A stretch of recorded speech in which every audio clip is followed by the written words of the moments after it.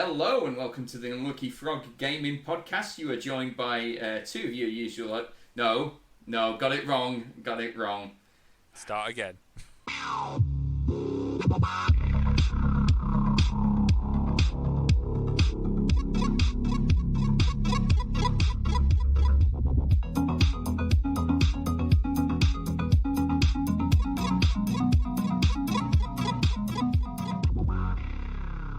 Hello and welcome to the Unlucky Frog Gaming Podcast.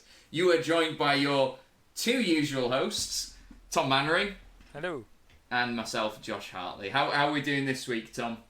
Yeah, I'm doing good. Thank you, Josh. I've been busy. I've had a few hobby bits going on. I bought some more Marvel Crisis Protocol stuff and did some painting on that. Oh, how's that going? It's going alright. I've painted Daredevil and I'm most of the way through painting Iron Fist. And I think myself and Mr. Ben Porter of Ashenhold Art are going to get together and have a game in the next couple of weeks, hopefully. Air horns for Ashenhold Art.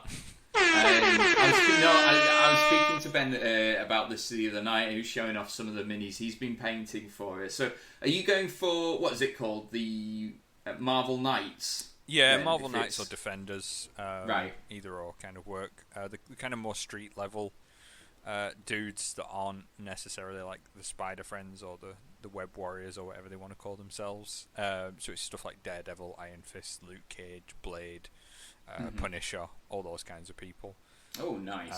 So I'm kind of doing a team based on that.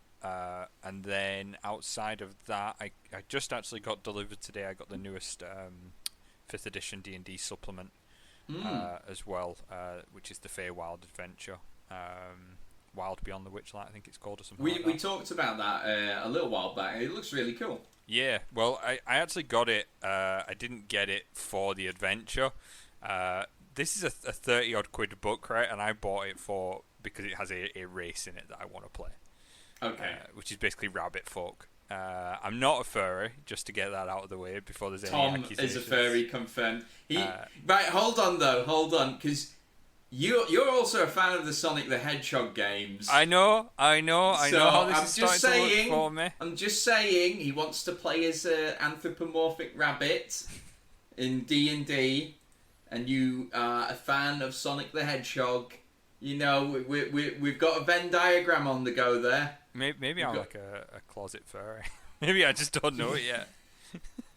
Maybe there'll be a day that I'll see like a sexy bunny drawing and that'll just be the one that pushes me over the edge and I'll... Well, like the caramel rabbit. Do you remember that? I mean, she was fairly sexy for a cartoon confirmed. rabbit. Absolutely confirmed.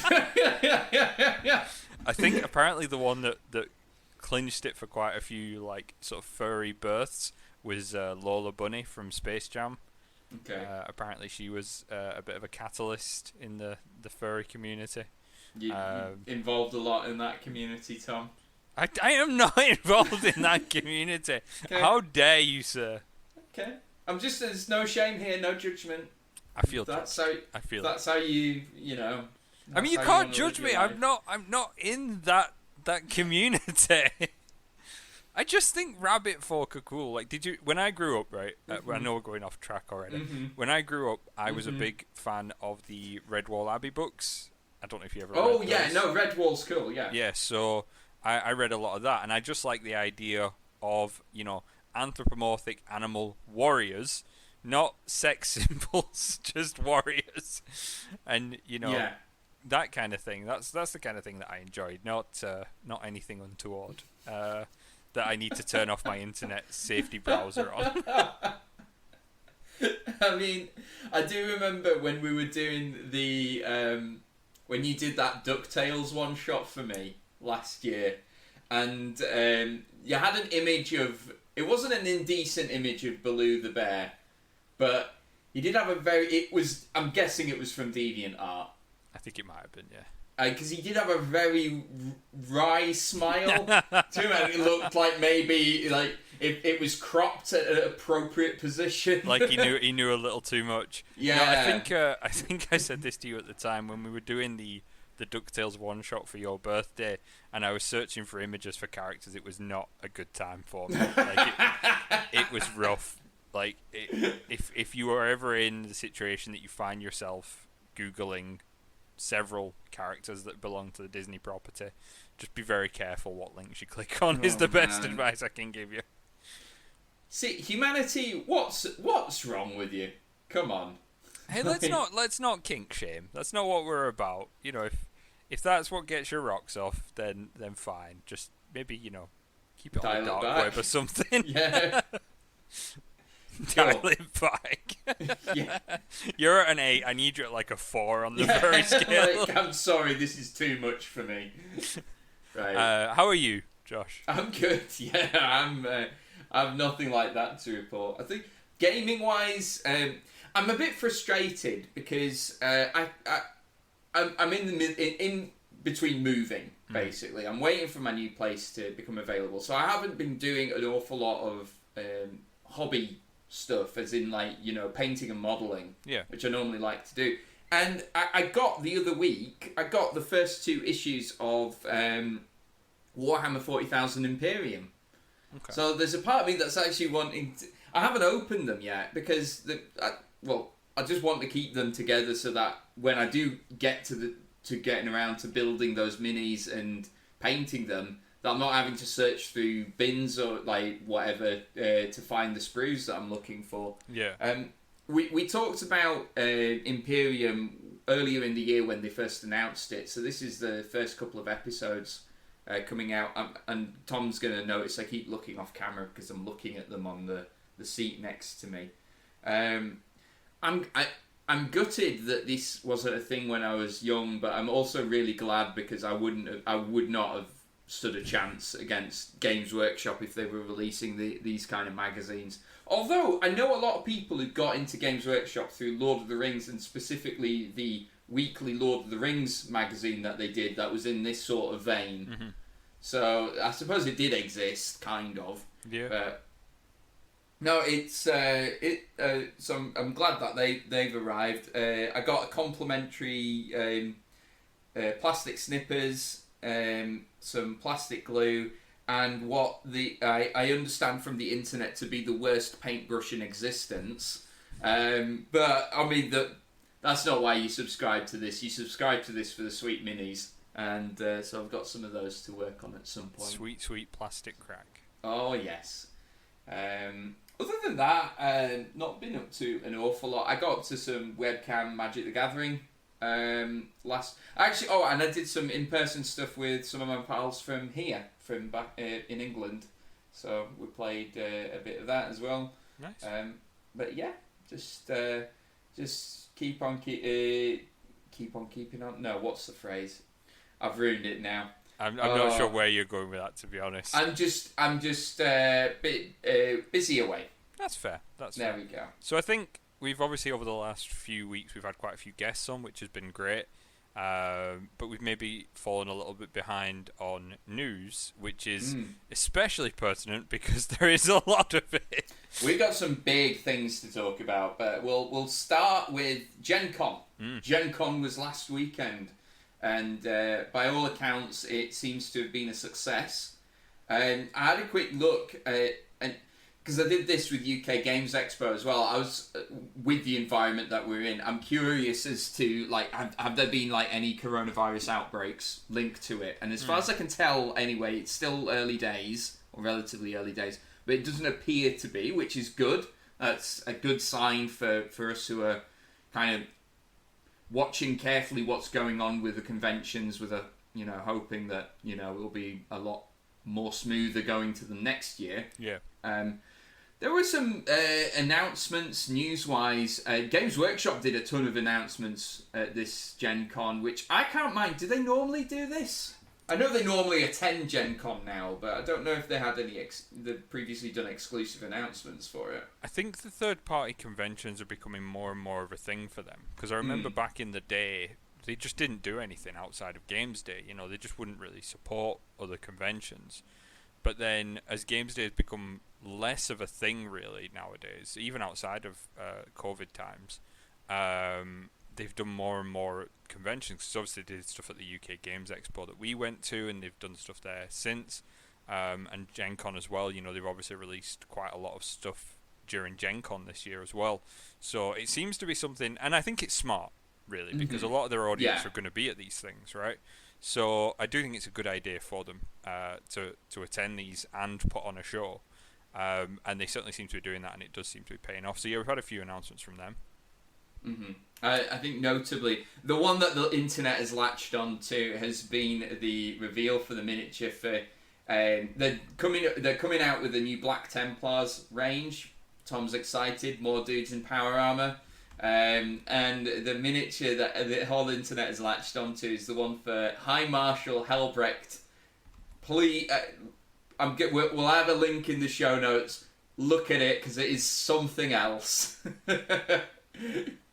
I said to you before we went live, I do not like this model at all. And the moment it went up online, actually, literally, I was just by chance I was online as it popped up, and I messaged Ben, and I was like, "See, whenever we talk about busy Games Workshop models, I'm just going to use this as an example." this is the watermark. Yeah, I was like, because the funny thing is, if you actually take the original model that's been around for years and compare it, it's not that dissimilar at the core of the model, the actual person, right, the Grand Marshal, but it's everything else. I mean, he was quite busy in the olden times, but now they've just added like so much to him. It's like, how much crap can you put around one guy? Do you not love the absurdity though of a little guy polishing his sword while it's still impaling an orc?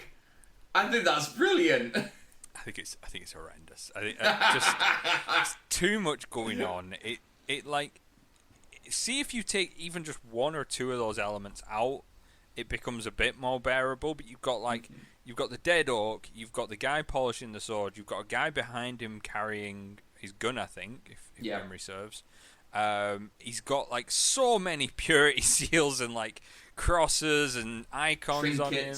He's like, holding a lantern for some reason. Trying to paint the guy is going to be a nightmare. Like, I don't envy anyone that has to paint that model, because you just got so much to do. You know, there's kits 3 times his size with less work on them. Yeah. Which is ridiculous. And I understand there are people that really like the models with so much going on, but I've said this before, I like having an element of being able to put my own stamp on a model, whether it's, you know, a particular color scheme or how I choose to do a certain part of it, like a shoulder pad on a Space Marine or something similar. But with him, it's like you're doing it the way it's done because it's all there. You know, you can't get around it without, you know, some heavy customizing and conversion work. But yeah, I'm just not a fan. It's the long and short of that. That's fair enough. I will say this: like, the model amuses me. It doesn't make me go, "Oh, I really want to get Black Templars," now. But I can totally get why that would appeal to someone, like the absolute absurdity of it. But yeah. So that and just guys, check out the numerous memes of this miniature that are out in various 40k groups across Facebook. You will not be disappointed. Yes, it is good. It is, the memeing has been good on that. We do have something a bit more serious to talk about. In the last couple of weeks, there have been a number of accusations levelled against Paizo, the company that are behind Pathfinder and Starfinder, amongst other things. Now, Tom, you've been following this quite closely, and just a little bit of a context for our listeners. Tom was the venture captain, the organiser of the Scottish Pathfinder Society, and as such, he has worked alongside and has met some of the people that have been named in these accusations as well. So, Tom, do you want to maybe give us a bit of a brief rundown as to what the accusations are? Yeah, sure. So it is a tough one to kind of talk about in a lot of ways. Basically, what has come to light, largely because of one of the former project managers having a number of sizable Twitter posts alleging several accusations, is Paizo engaging in hostile work environments, racist behaviors, anti-LGBTQ behaviors, degrees of sexual harassment as well, and sort of implement, effectively glass ceilings as well for female employees. Right. Just it's some really really disgusting behavior, and I think especially some of these people, I can't go so far as to say I know them, but I have met them. I've spoke to some of them over a series of days, and it's rough to read, to say the least. And some of it is, I wouldn't go so far as to say it's ridiculous, but some of it is nitpicking, I would say, more than anything else. But some of it is very, very, blatantly questionable behavior, and you can say they're accusations, but even saying they're accusations, there are people that have been accused that have come forward and to some degree admitted a degree of wrongdoing. So they've gone beyond being accusations at that point. So to give some examples, so we've got things like that the work environment they were working in was unclean and unsafe. You've got the head of publishing, a chap called Eric Mona, who we actually interviewed at UK Games Expo, is being accused of having racist imagery in his office, posting a swastika on his Facebook page, and wanting to include mental illness sections in the horror book against the wishes of the development team. Now, this is the one part of that, I should be specific, that I think is a bit nitpicky, which is the posting a swastika on his Facebook. So he actually did make his own comment on this, and he said that what had happened was he had a collection of historical and occult themed images that he'd posted up onto Facebook. Somebody informed him quite quickly one of those images has a swastika in it, because obviously if you have any interest in history and the occult, it's probably likely that the Nazis are going to factor into it at some point. And he just put this up and obviously not applied the appropriate oversight, and he said he took it down quite quickly. Okay. That to me is a little bit nitpicky. If you have an interest in the history and the occult, you can have an interest in the Nazis without sympathizing with them. You only learn from history to avoid making the same mistakes in that kind of context, and there are people who play war games where they actually will field German units from that period as well, and paint them up, and I don't necessarily agree with that, but I understand having a historical interest in something without supporting it. I suppose the thing is, if whatever you're whatever thing you're doing, if it's set in World War II, someone has to be the Nazis, right? Yeah. And that's it. There's a difference between acknowledging something and celebrating it. So that to me is a little nitpicky, but in the context of everything, I understand why it's been brought up. There are accusations about obviously female employees being paid less, being given lesser titles in their employment. There's accusations of senior individuals bullying a specific female staff member until she quit, which is disgusting, as well as posting lewd content to her in the workplace, be it images or items, as well, which is ridiculous. And there is accusations against the lead designer, Jason Bullman, hitting on female employees, some of who I believe, and this is only me inferring from the information, but it seems to suggest that some of them were subordinates to him, people that he was overseeing in some fashion.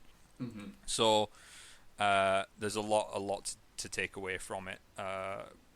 Some of the individuals involved, so I'll refer to Eric Mona and Jason Bowman, because they're two people that I have met and interacted with.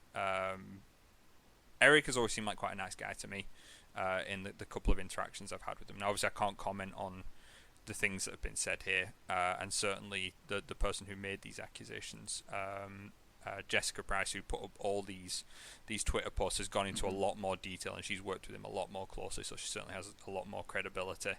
Has obviously brought these to bear. I think the accusations about him wanting to include mental illness in detail is short-sighted, to say the least, and is a bit tone deaf. which isn't great. Jason Blum,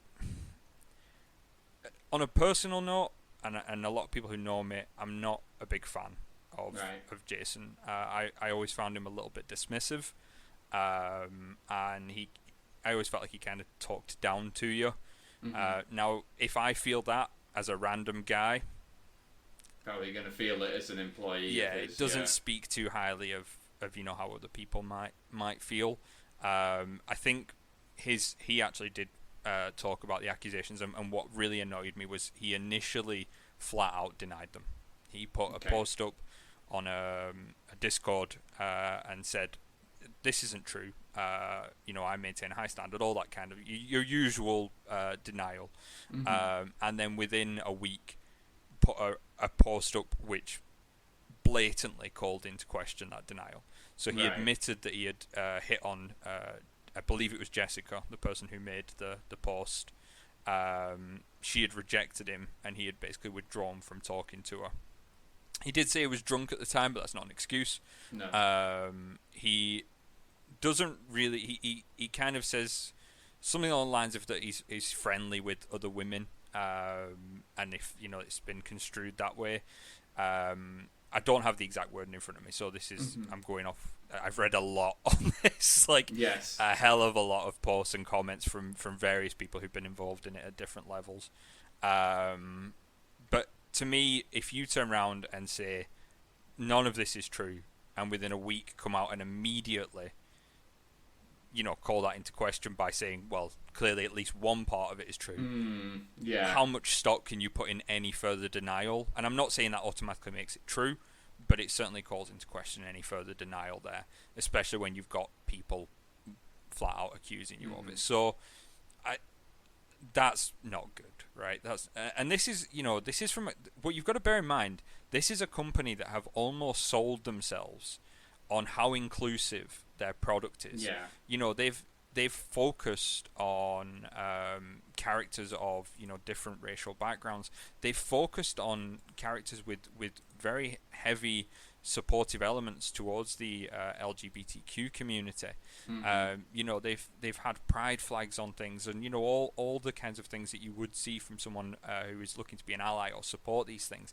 And then your entire chunk of your designers and head of publishing and things that are getting these accusations, and it's like you're not following the persona you're putting on at all, which to me suggests there's a level of cynicism where it's just an attempt to cash grab almost from supporting. Do you get what I mean? Absolutely. No, I know what you mean. It calls into question the authenticity of those of that whole thing. So I'm conscious I've talked a lot there. What I would suggest, if anyone listening to this is interested in it, there is a lot of. You just need to Google Paizo accusations, and you will see a lot of comments on this. As a starting point, if you do want to read more on it, I would probably start with Jessica Price's Twitter, where she kind of goes into all the accusations, and then you can obviously go for that. And there's always two sides to a story, and there's probably more to this than meets the eye in more ways than one. But at the same time, you can't level that many accusations, have that many people support you, and then have someone deny it and turn around and then admit to a degree of it without there being what's the saying? There's no smoke without fire. That's really the long and short of it. So on a personal note, I was gutted really to see it. It's a company I've supported. It's people that I've spent small amounts of time with, and at the very least kind of volunteered for their company, in the consciousness that they are a good company, and they put on a good persona, and don't get me wrong, I'm not without blaming any past behaviours that I've never done or said anything that might not be construed poorly in modern sensibilities, but it's not good. It's really not good. I know.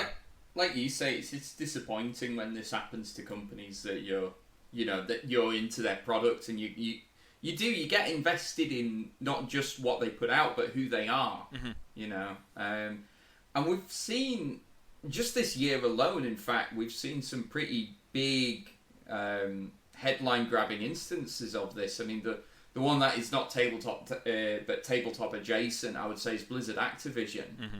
Been some very serious allegations come out about those. Yeah. And earlier this year as well, not a different industry altogether, but Brewdog, you know, the guys who make craft beer up in Ellen in Scotland, they've had some very, like, you know, I think it was over 100 former staff sign an open letter to them saying that, you know, they are not the people that they are trying to portray themselves to be, and that it's an incredibly hostile working environment.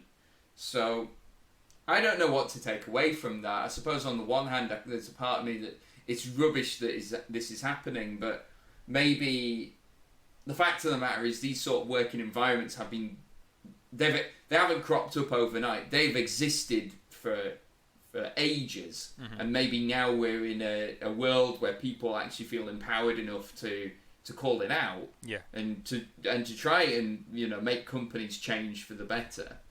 So I suppose if there's a positive to take away from this whole thing, maybe it's that at least these people have had the courage to actually, you know, say something about it and call it out. Yeah, and I think it does take a lot of courage, you know, especially this is obviously been something that's been going on, as you mentioned, for a period of time, and is still going on from the sounds of it. You know, these are not accusations that are all, you know, because you get, and I don't want to diminish these, but you'll get situations where you see it quite a lot in the media where they'll dredge up some tweet from 15 years ago, where they've said something that's a bit inappropriate or a bit tone deaf or a bit insensitive, and I think if people are really honest, even the most, you know, sensitive person in this point in time historically has done or said something that certainly strays away from values they probably hold now.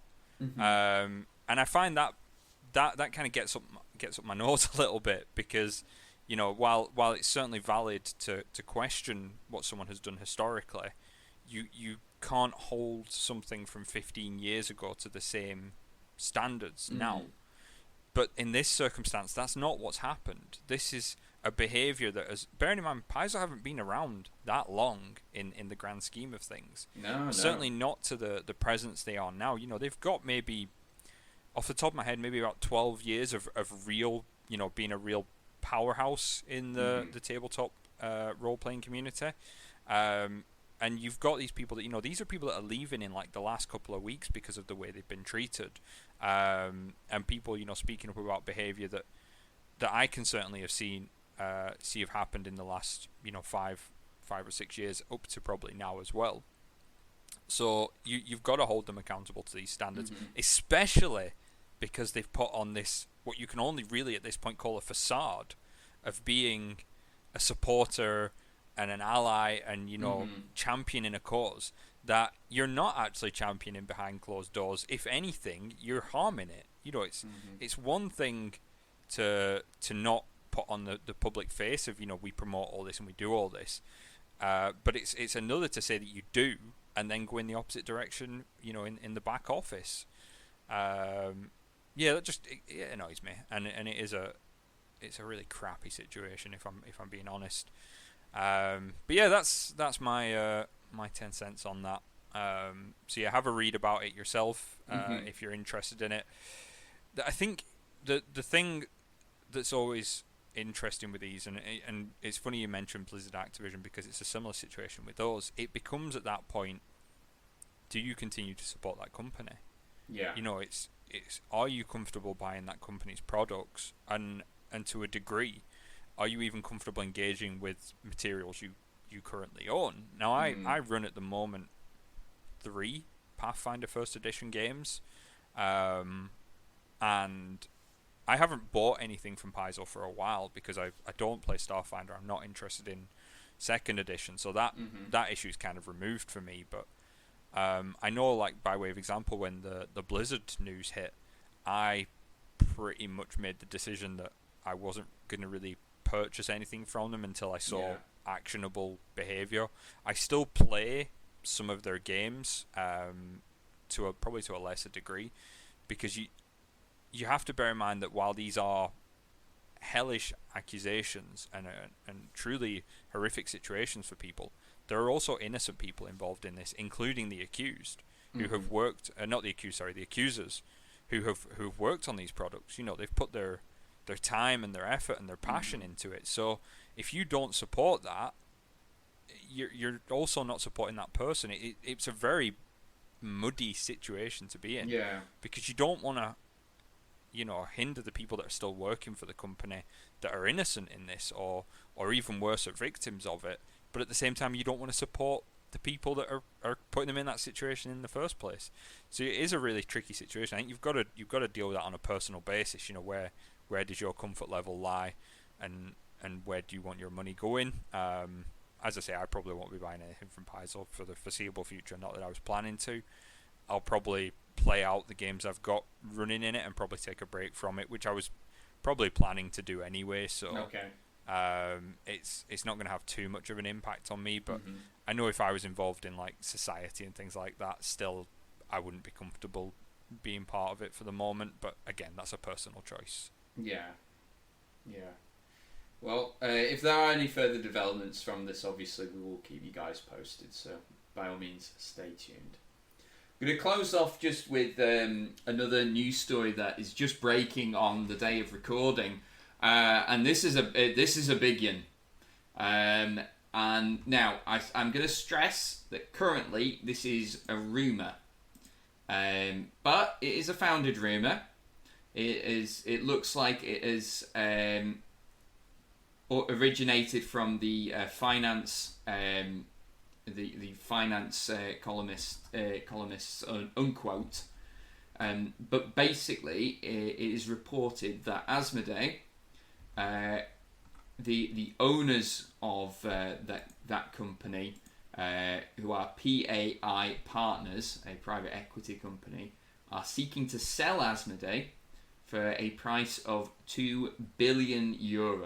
Now, if in case you are not familiar, Asmodee are a designer and a distributor of tabletop games, and they own almost everything. I'm gonna quickly rattle off some of the studios that fall under their umbrella. So we have Catan Studios, Fantasy Flight Games, Days of Wonder, Libelud, Z-Man Games, Atomic Mass Games, amongst many others as well. So it's kind of like, apart from Wizards of the Coast and Games Workshop, it feels like Asmodee own everything else. So this is big. This will have a huge impact on the hobby, and it's been noted that over the past few years that Asmodee has been very aggressively buying up these studios as well. So, like I say, at this stage, it is just rumour. And to put it into context, €2 billion, they bought it. It would equate to a profit of €800 million since PAI purchased Asmodee 3 years ago. So that's a tidy bit of business in of itself. I mean, what are your thoughts on this, Tom? I'll be honest, I'm a bit nervous about it. If there is, obviously, if there's truth to it. A lot of those companies you listed off there are companies that I have an interest in. You know, Atomic Mass is the company that produces Marvel Crisis Protocol, which I just talked about at the start of the recording. You know, and it's always concerning when there's new management, right? Of like anything that you're interested in, because you're just worried, you know, how are they going to treat everything that's part of it. In this case, we're looking at one big company that sort of consumes dozens of others. So to a degree, you would hope those companies have a degree of autonomy within it. But then you don't know if someone else is going to come in and start stamping around and making a lot of noise and, you know, shifting things up or messing things up more worryingly. So I think it makes me a little nervous. At a time where you could probably do without being a little nervous. But yeah, it's not great. I mean, it's great for the people at the top, right? Who are probably gonna profit massively from this. Yes. You know, when you've come in and you're worth a considerably low amount, and you factor that up to what they're probably going to get at the back end of it. But I think it's, as you say, it's rumours. So for now, it's just about waiting and seeing what comes out of it. It could be something, it could be nothing.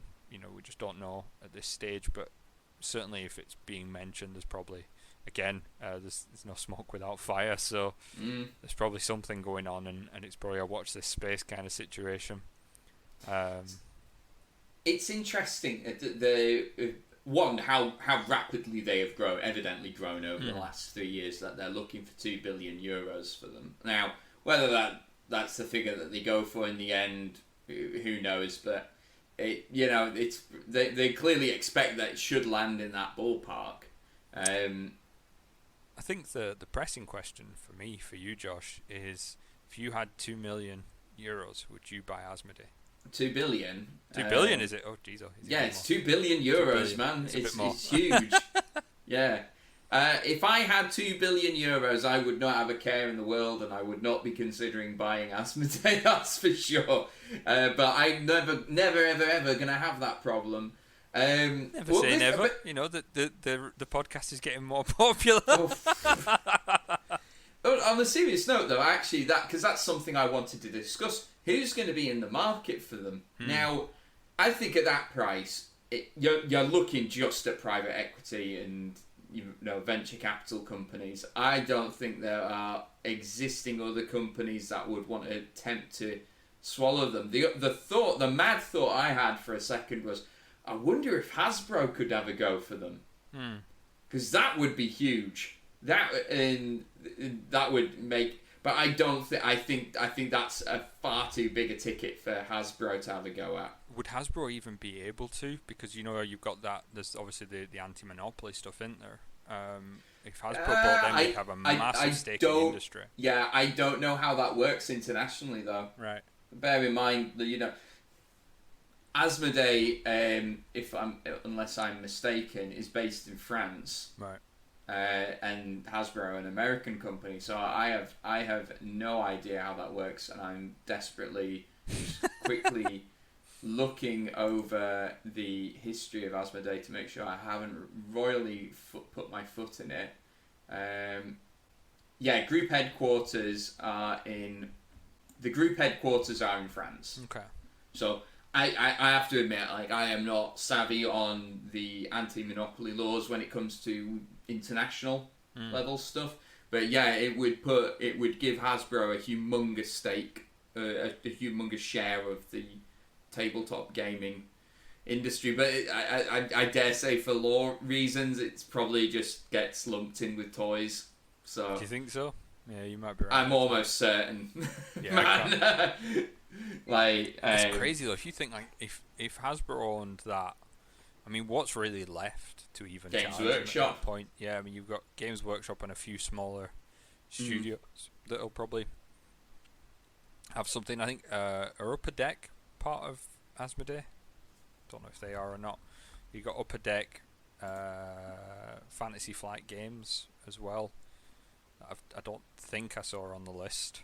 Fantasy Flight, no, I did mention them. Oh, you did? Okay. They do have Fantasy. I made a point of mentioning Fantasy Flight because they're probably one of the biggest studios underneath Asmodee.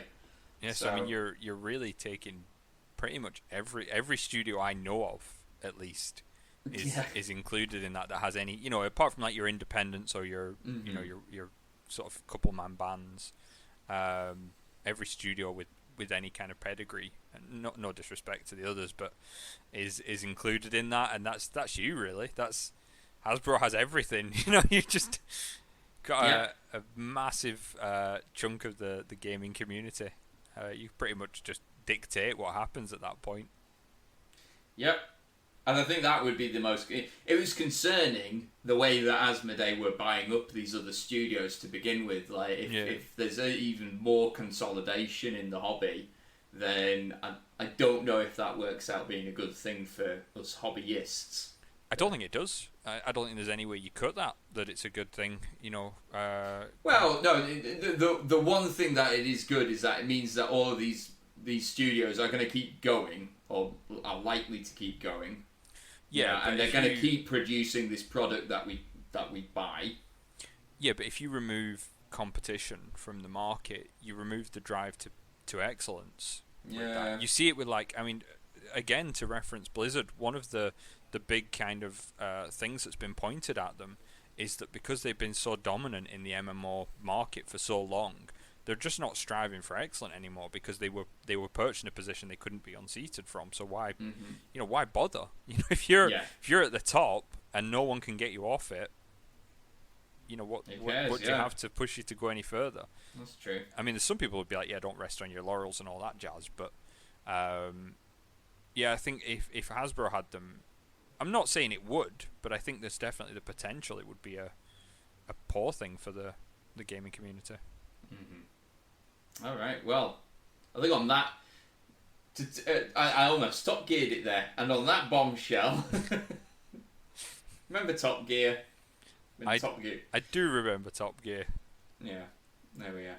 Anyway, on that note, guys, thank you very much for listening, and as always, take care. Bye. Bye.